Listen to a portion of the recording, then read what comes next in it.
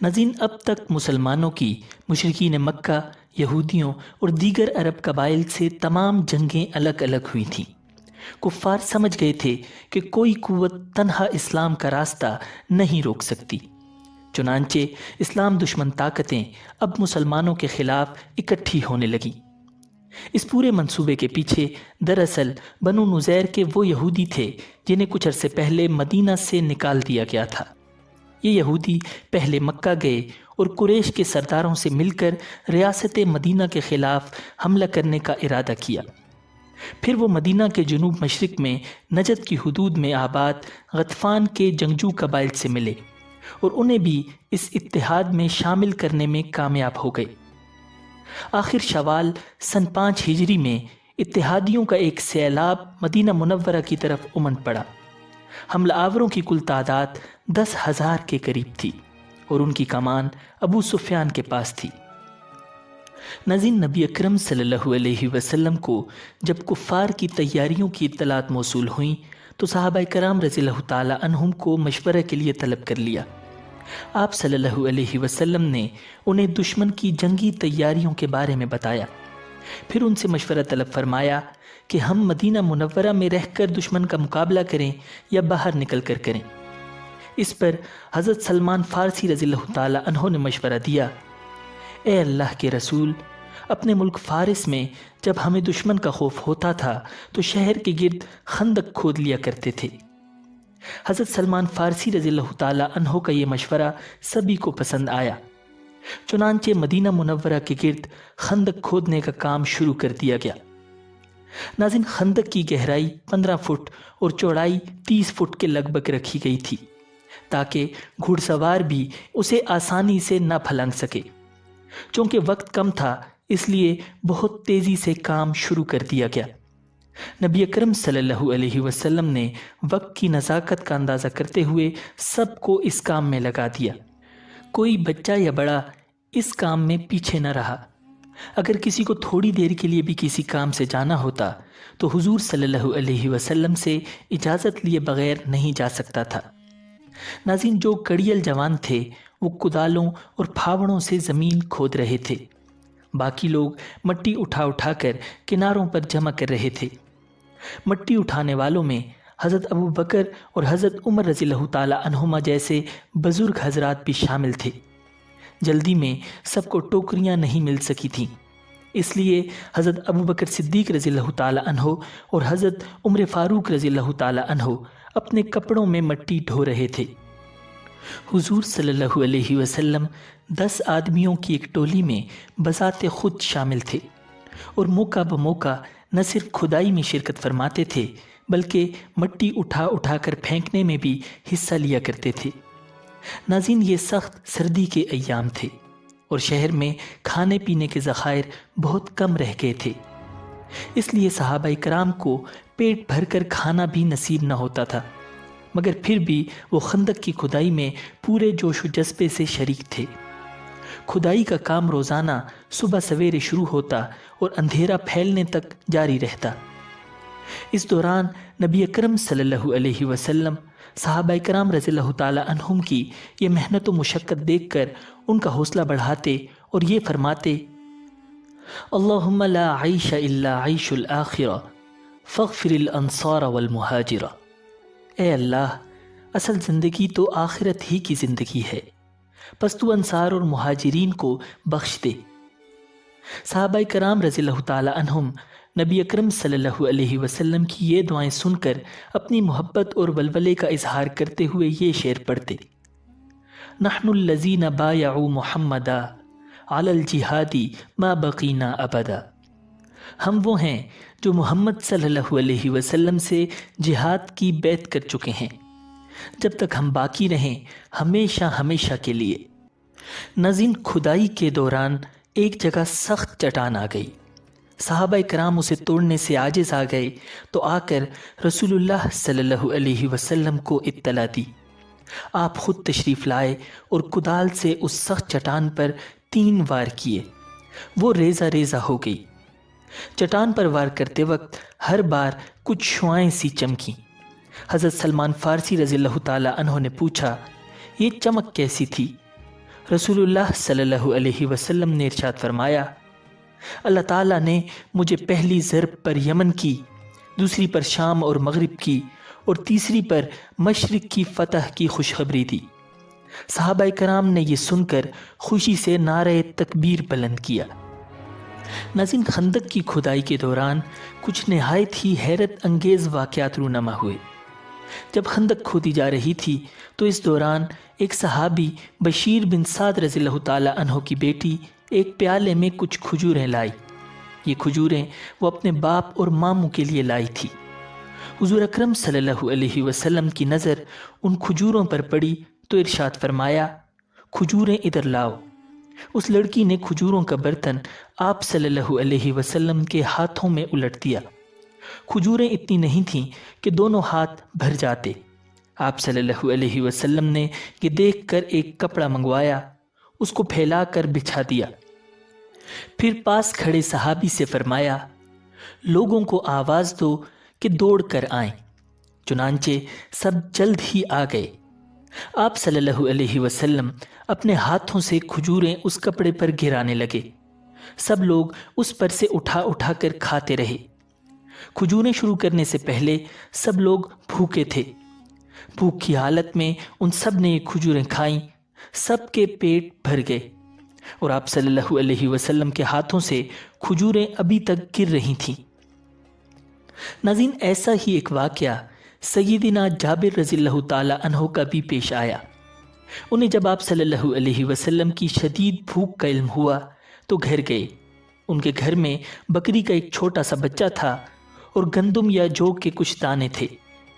उन्होंने अपनी अहलिया से कहा कि नबी अकरम सल्लल्लाहु अलैहि वसल्लम को भूख लगी है, लिहाजा ये बकरी ज़बह करके सालन तैयार कर लो, गंदम को पीसकर रोटियां पका लो, मैं अल्लाह के नबी सल्लल्लाहु अलैहि वसल्लम को लेकर आता हूँ। हज़रत जाबिर रज़ियल्लाहु ताला अन्हु कुछ देर बाद हुज़ूर अक़दस सल्लल्लाहु अलैहि वसल्लम की खिदमत में हाजिर हुए और आहिस्ता आवाज़ में कहा कि आपके लिए घर में खाना तैयार कराया है। ये सुनकर नबी अकरम सल्लल्लाहु अलैहि वसल्लम ने किसी से कहा, ऐलान करा दो, जाबिर के यहाँ सबकी दावत है। चुनांचे पुकार कर ऐलान किया गया कि सब लोग हज़रत जाबिर रज़ियल्लाहु ताला अन्हु के घर पहुँच जाएं। हज़रत जाबिर रज़ियल्लाहु ताला अन्हु परेशान हो गए कि वो थोड़ा सा खाना इतने लोगों को कैसे पूरा होगा। उन्होंने परेशानी के आलम में इन्ना लिल्लाही व इन्ना इलैहि राजिऊन पढ़ी और फिर घर आ गए।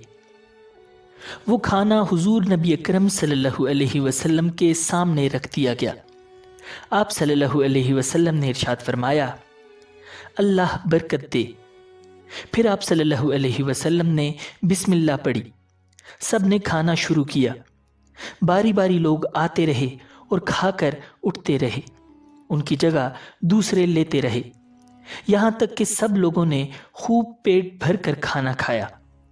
उस वक्त इन मुसलमानों की तादाद तकरीबन 800 के लगभग थी।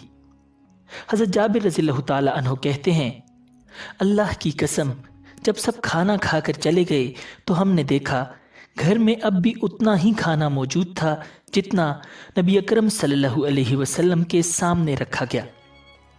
नाज़रीन, बिलाखिर 15 रोज़ की शदीद मेहनत व मुशक्क़त के बाद खंदक मुकम्मल हो गई।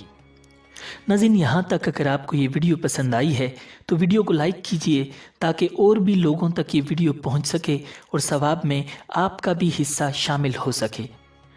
नाज़रीन, उधर खंदक की खुदाई मुकम्मल हुई और इधर से कुरैश का लश्कर भी नमूदार हो गया और उहुद पहाड़ को पुश्त पर रखकर मदीना के शुमाल में फैल गया। उनके साथ अहाबीश, बनु गतफान, बनी किनाना, अहले नज्द और तिहामा के मुशरिकीन भी थे। अपने सामने एक गहरी और वसी खंदक खुदी देखकर वो हैरान रह गए और बोले, बखुदा ये तो ऐसा हरबा है जो इससे पहले अरबों ने कभी नहीं आजमाया। नबी अकरम सल्लल्लाहु अलैहि वसल्लम ने फौरी तौर पर 15 साल से कम उम्र तमाम बच्चों को जो अब तक खुदाई में शरीक थे, ख़वातीन के साथ अंसार के किलानुमा हवेलियों में पनाह लेने का हुक्म दिया। ज़्यादातर ख़वातीन और बच्चों को उत्मे हस्सान में रखा गया, जो कि मदीना की वसी तरीन इमारत थी। اور حضرت حسان بن ثابت رضی اللہ تعالیٰ عنہ کی جائیداد تھی۔ رسول اللہ صلی اللہ علیہ وسلم نے اب فوج کا پڑاؤ خندق سے پیچھے ہٹا کر جبل صلح کے ساتھ خیمے لگوائے تاکہ کفار کی تیر اندازی سے حفاظت رہے۔ خود آپ صلی اللہ علیہ وسلم کا خیمہ اس پہاڑ کی بلندی پر نصب کر دیا گیا۔ آپ صلی اللہ علیہ وسلم یہیں نمازیں ادا فرماتے تھے۔ بعد میں یادگار کے طور پر یہیں مسجد فتح تعمیر کی گئی جو کہ آج تک موجود ہے۔ ناظرین، رسول اللہ صلی اللہ علیہ وسلم نے مہاجرین اور انصار کے دو الگ الگ لشکر ترتیب دیے۔ زید بن حارثہ رضی اللہ تعالیٰ عنہ کو مہاجرین کا اور سعد بن عبادہ رضی اللہ تعالیٰ عنہ کو انصار کا امیر مقرر کر کے انہیں پرچم دیے اور خندق کے کنارے مورچہ بندی کرائی۔ اس کے ساتھ ساتھ آپ نے مسلمہ بن اسلم رضی اللہ تعالیٰ عنہ کو 200 افراد کے ساتھ مدینہ کی رکھوالی پر مقرر کیا تاکہ پیچھے سے شہر پر کوئی حملہ نہ کر سکے، خصوصاً بنو قریظہ کوئی شر انگیزی نہ کر سکیں۔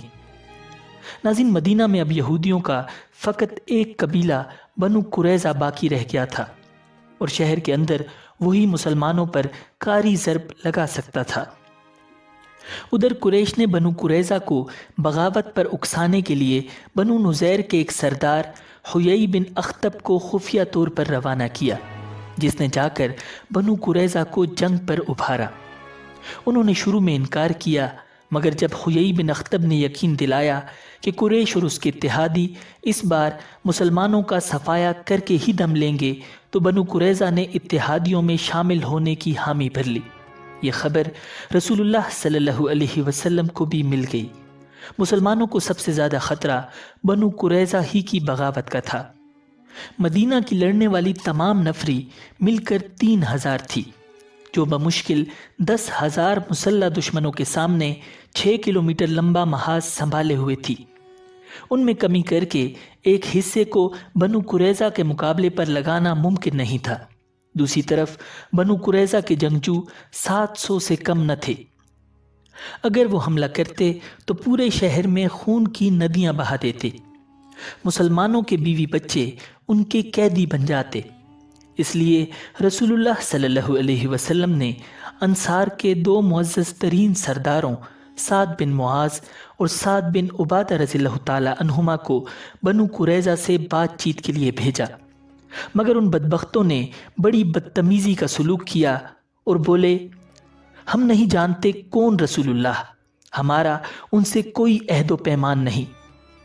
یہ الفاظ کھلی غداری کا اعلان تھے، اور اب سخت ترین آزمائش شروع ہو گئی تھی۔ منافقین بھی اب آپ صلی اللہ علیہ وسلم سے اجازت لے کر اپنے گھروں کو جا رہے تھے۔ بہانہ یہ تھا کہ گھر غیر محفوظ ہیں۔ آپ صلی اللہ علیہ وسلم چشم پوشی کا معاملہ فرماتے ہوئے انہیں جانے دے رہے تھے، اور ادھر مشرکین کی طرف سے خندق پر حملے برابر جاری تھے۔ ابو سفیان، عمر بن عاص، خالد بن ولید، اکرمہ بن ابی جہل اور قریش کے دیگر نامی گرامی سردار گھڑ سواروں کو لے کر باری باری حملے کرتے۔ ایک دن ان کا نامور سردار نوفل بن عبداللہ خندق عبور کرنے کی کوشش میں گھوڑے سمیت خندق میں جا گرا۔ مسلمانوں نے اوپر سے اسے پتھروں کا نشانہ بنانا شروع کیا تو اس نے آواز لگائی، اے عربو، تلوار سے قتل بہتر ہے۔ یہ سنتے ہی حضرت علی رضی اللہ تعالی عنہ تلوار لے کر خندق میں کود گئے اور ایسا وار کیا کہ اس کے 2 ٹکڑے ہو گئے۔ مشرکین پر اس کی موت بہت گراں گزری۔ انہوں نے رسول اللہ صلی اللہ علیہ وسلم کو پیغام بھیجا کہ نوفل کی لاش ہمارے سپرد کر دیں، ہم اس کے عوض 10,000 درہم دینے پر تیار ہیں۔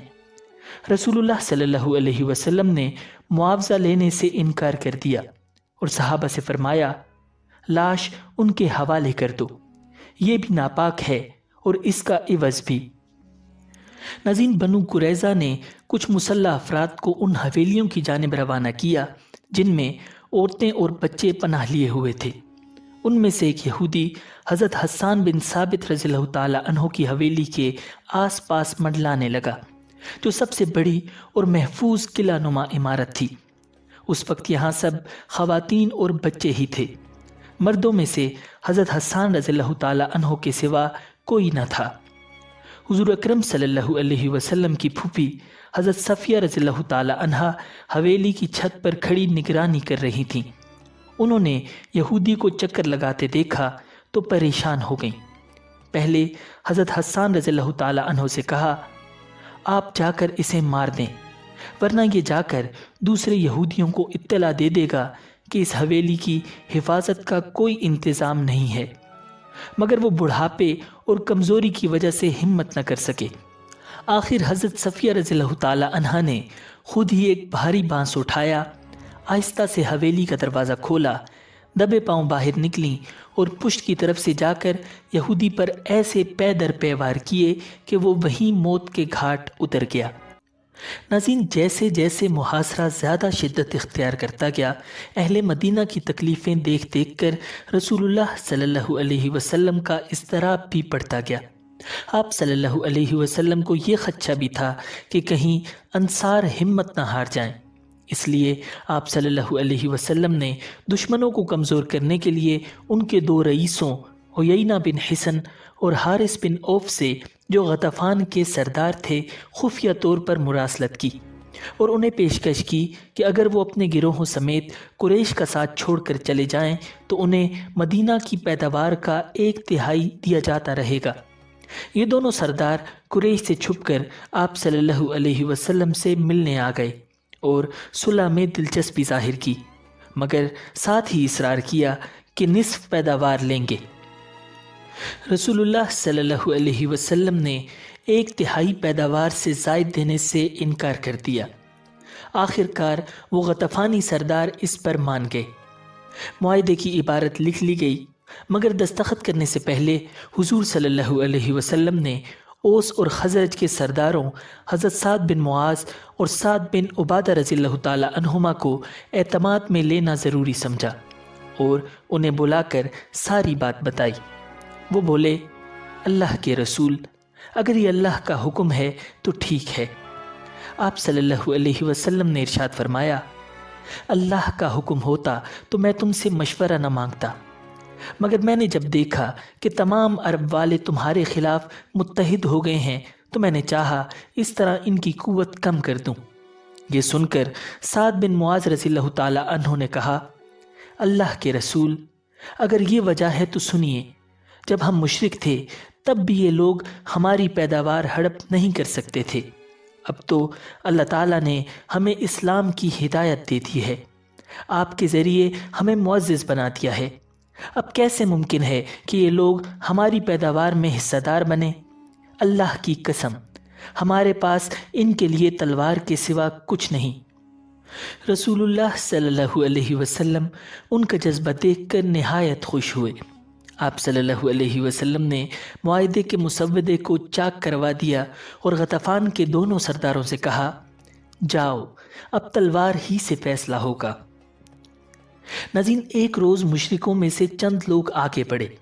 انہوں نے خندق عبور کرنے کے لیے اپنے گھوڑوں کو دور لے جا کر خوب دوڑایا اور جس جگہ خندق کی چوڑائی کم تھی اس جگہ سے لمبی چھلانگ لگا کر آخر خندق پار کرنے میں کامیاب ہو گئے۔ ان لوگوں میں عمر بن عبد ود بھی تھا۔ وہ عرب کا مشہور پہلوان تھا۔ اس کے بارے میں مشہور تھا کہ وہ بہت بہادر ہے اور اکیلا ہزاروں آدمیوں کے لیے کافی ہے۔ خندق عبور کرتے ہی وہ للکارا، کون ہے جو میرے مقابلے میں آتا ہے؟ اس کی للکار سن کر حضرت علی رضی اللہ تعالیٰ عنہ آگے آ گئے۔ انہوں نے نبی اکرم صلی اللہ علیہ وسلم سے عرض کیا، اللہ کے رسول، اس کے مقابلے پر میں جاؤں؟ آپ صلی اللہ علیہ وسلم نے ارشاد فرمایا، بیٹھ جاؤ، یہ عمر بن عبد ود ہے۔ ادھر عمر نے پھر آواز دی۔ حضرت علی رضی اللہ تعالیٰ عنہ پھر اٹھ کھڑے ہوئے۔ آپ صلی اللہ علیہ وسلم نے انہیں پھر بٹھا دیا۔ اس نے تیسری بار پھر مقابلے کے لیے آواز لگائی۔ آخر آپ صلی اللہ علیہ وسلم نے حضرت علی رضی اللہ تعالیٰ عنہ کو اجازت دے دی۔ حضرت علی رضی اللہ تعالیٰ عنہ یہ شعر پڑھتے ہوئے میدان میں آئے، جلدی نہ کر، تیری للکار کو قبول کرنے والا تیرے سامنے آ گیا ہے، جو تجھ سے کسی طرح عاجز اور کمزور نہیں ہے۔ ناظرین، ایک روایت میں ہے کہ نبی اکرم صلی اللہ علیہ وسلم نے حضرت علی رضی اللہ تعالی عنہ کو اپنی تلوار ذوالفقار عطا فرمائی، اپنا امامہ ان کے سر پر رکھا اور اللہ تعالیٰ سے ان کی کامیابی کے لیے دعا کی۔ حضرت علی رضی اللہ تعالی عنہ نے مقابلے سے پہلے اسے اسلام کی دعوت دی اور بولے، میں تمہیں اللہ اور اس کے رسول کی طرف بلاتا ہوں اور اسلام کی دعوت دیتا ہوں۔ اس نے انکار کیا اور کہا، بھتیجے، میں تمہیں قتل کرنا نہیں چاہتا، واپس لوٹ جاؤ۔ جواب میں حضرت علی رضی اللہ تعالی عنہ نے ارشاد فرمایا، لیکن میں تو تمہیں قتل کرنا چاہتا ہوں۔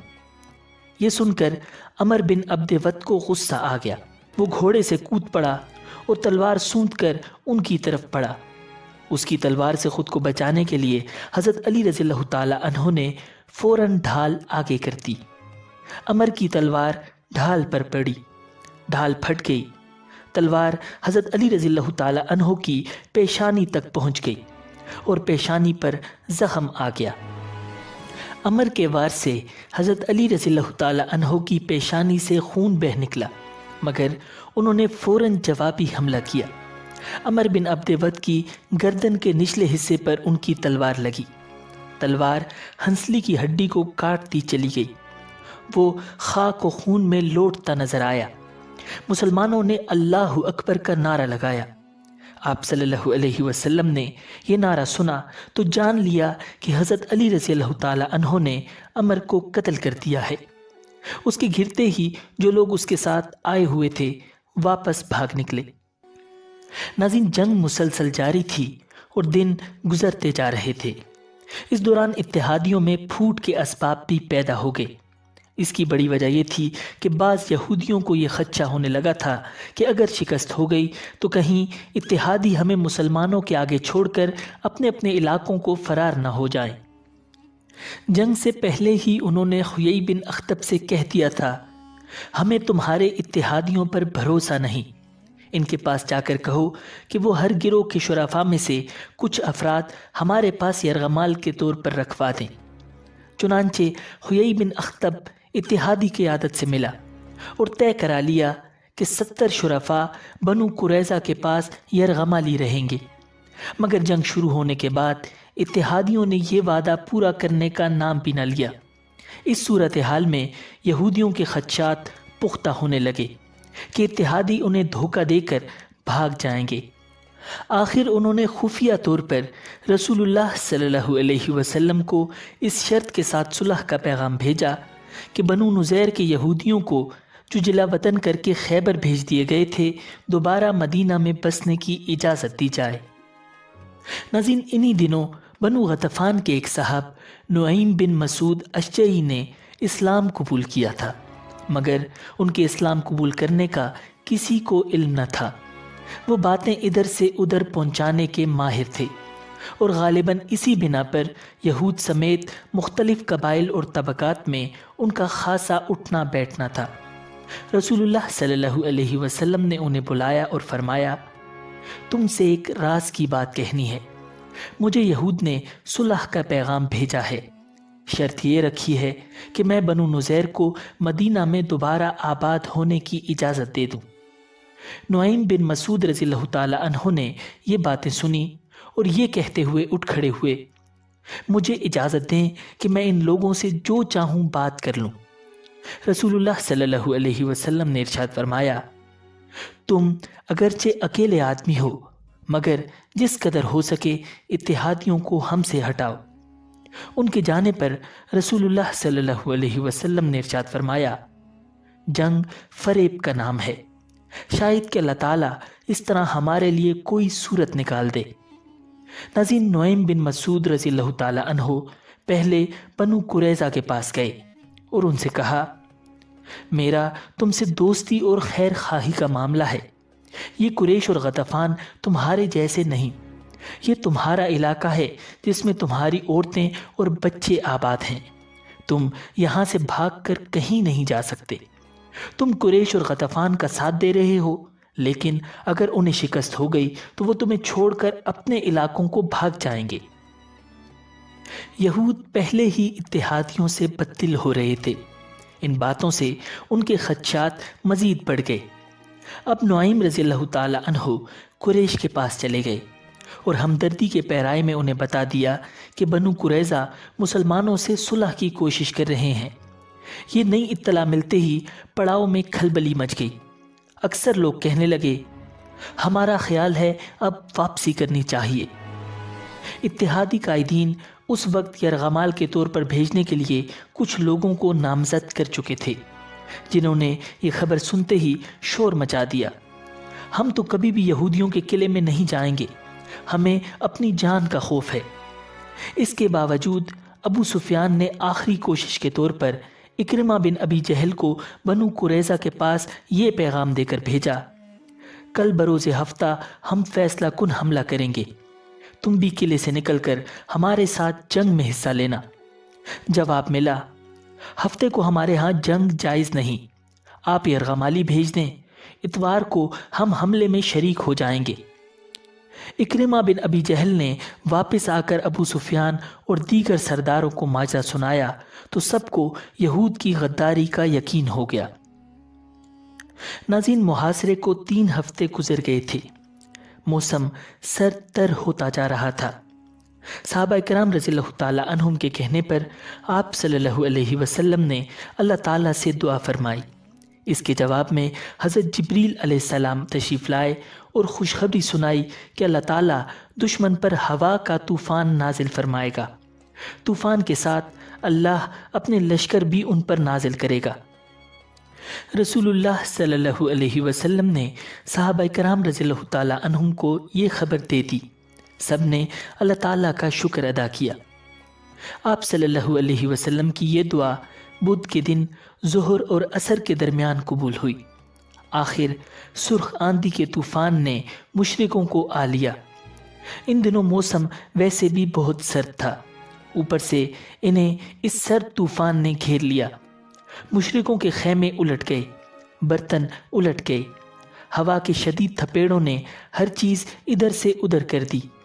لوگ سامان کے اوپر اور سامان لوگوں پر آ گرا۔ پھر تیز ہوا سے اس قدر ریت اڑی کہ ان میں سے نہ جانے کتنے ریت میں دفن ہو گئے۔ ریت کی وجہ سے آگ بجھ گئی، چولہے ٹھنڈے ہو گئے۔ آگ بجھنے سے اندھیرے نے گویا انہیں نگل لیا۔ یہ اللہ کا عذاب تھا جو فرشتوں نے ان پر نازل کیا، وہ درہم برہم ہو گئے۔ اللہ تعالیٰ قرآن مجید میں ارشاد فرماتے ہیں، پھر ہم نے ان پر ایک آندھی اور ایسی فوج بھیجی جو تمہیں دکھائی نہیں دیتی تھی، اور اللہ تعالیٰ تمہارے اعمال کو دیکھتے ہیں۔ ناظرین، ہوائے زرد نے مشرکوں کی آنکھوں میں گرد و غبار بھر دیا اور ان کی آنکھیں بند ہو گئیں۔ یہ طوفان بہت دیر تک اور مسلسل جاری رہا تھا۔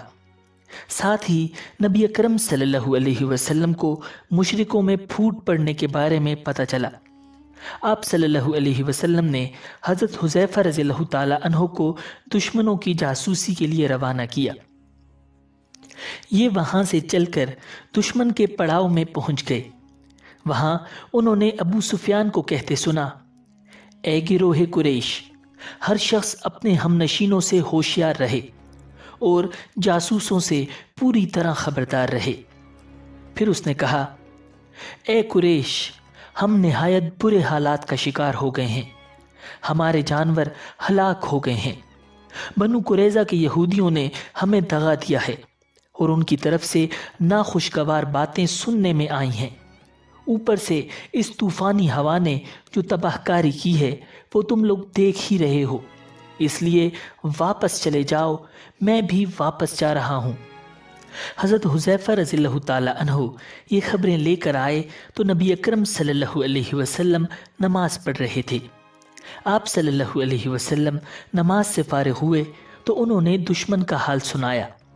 آپ صلی اللہ علیہ وسلم ہنس پڑے، یہاں تک کہ رات کی تاریکی میں آپ صلی اللہ علیہ وسلم کے دانت مبارک نظر آنے لگے۔ جب کفار کا یہ لشکر مدینہ منورہ سے بدحواس ہو کر بھاگا، تب اللہ کے رسول صلی اللہ علیہ وسلم نے ارشاد فرمایا، اب حملہ ہماری طرف سے ہوگا، وہ ہم پر چڑھائی نہیں کر سکیں گے۔ ناظرین، یہ پیشن گوئی حرف بحرف پوری ہوئی۔ اہل مکہ پھر کبھی مدینہ منورہ پر لشکر کشی نہ کر سکے، اور اس طرح 3 ہفتوں تک جنگ کی گھٹاؤں میں گھرے رہنے کے بعد شہر نبی صلی اللہ علیہ وسلم کا افق پھر صاف ہو گیا۔ ناظرین، امید ہے کہ آپ کو یہ ویڈیو پسند آئی ہوگی۔ ملتے ہیں بہت جلد ایک نئی ویڈیو کے ساتھ۔ اللہ نگہبان۔